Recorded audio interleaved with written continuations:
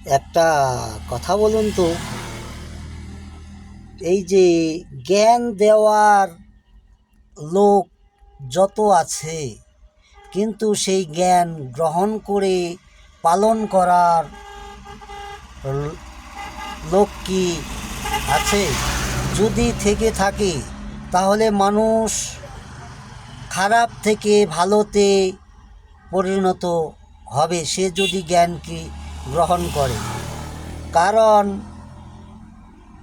মানুষ ভালো মন্দ, ভগবান শয়তান, ভগবানের কাজ ভালো, শয়তানের কাজ খারাপ।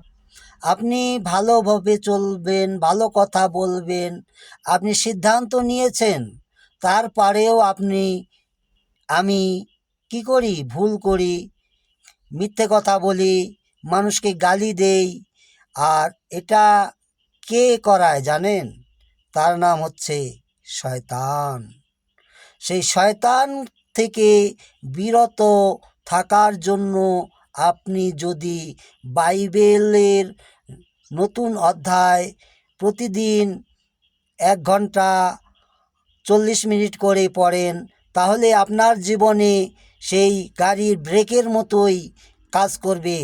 সে গাড়ি যেমন যেখানে দাঁড়াতে হবে ব্রেক করলেই দাঁড়াবে, সেরকম খারাপ আপনার জীবনে আপনি খারাপকে আপনার জীবন থেকে দূরে রাখতে পারবেন।